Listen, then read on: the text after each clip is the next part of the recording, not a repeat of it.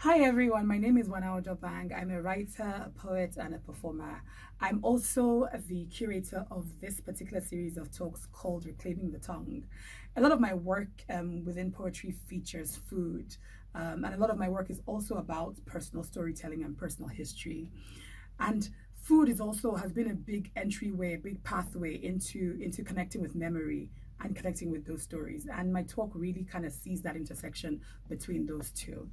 I hope you enjoy the meal, and I hope you feast as well.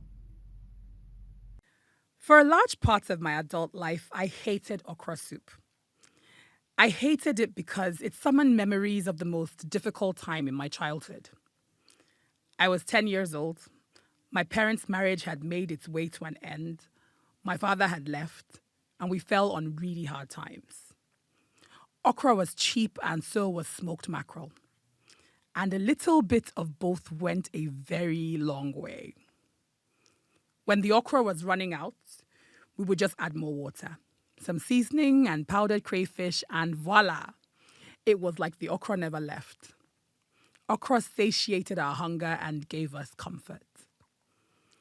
Food has always been an integral part of my memories. And like many people, different recipes and meals are a portrait into personal and collective histories. This is why, for me as a poet, food always finds a way to litter itself across my work. Every meal for me has a story. It is a person. It is placemaking. It is connection. A meal can freeze time. I have a poem that kicks off with the memory of a time when my mother made puff puff in our backyard to earn some money to get us through. Puff puff is a deep fried doughy pastry made from flour, sugar, and yeast.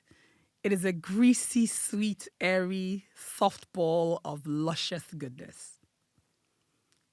And here's a quick reading of that poem. When I was a little girl, my mother would mix a bucket of dough into the night.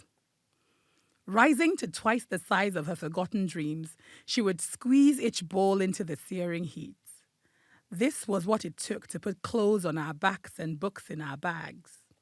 My mother would never let her children out with an empty stomach.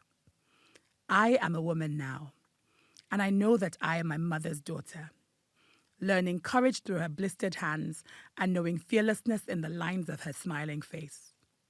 Sometimes we barter in silence like people do secret handshakes. She recalls the woman who hawked the clothes off her back to keep me here. And I remember the little girl trapped between a shop floor and a tuition payment, too far away from home to know if I would ever make it. But somewhere between our silence and the humming generator, my mother whispers, "We made it." This poem is in many ways an ode to the power of mothering and inheriting courage.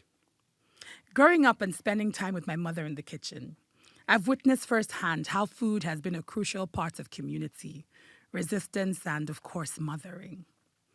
These are some of the things that propelled me to start my poetry workshop, Comfort Food, a space where people can come together using food as a pathway into exploring memories and creating new poems that become recipes for joy, for love, for beauty and growth.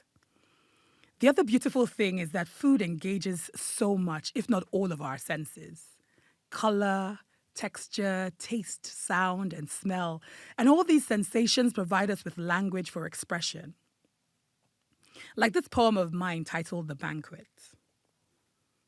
Never discard the bones. Boil them till the marrow slips and melts on your tongue. Nothing about you is useless. Soften your heart. You need to be tender enough to soak up the flavors, temper enough to mop up the juice.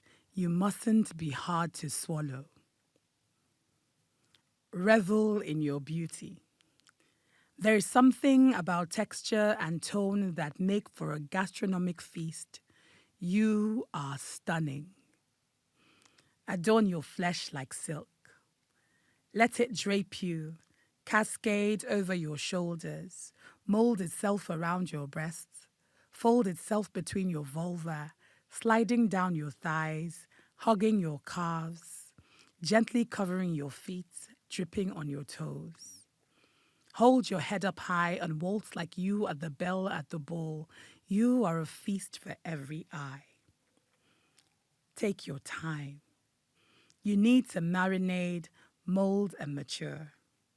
As true from your mother's clay pot is never made in a day, you needn't be rushed. Renew your spirit.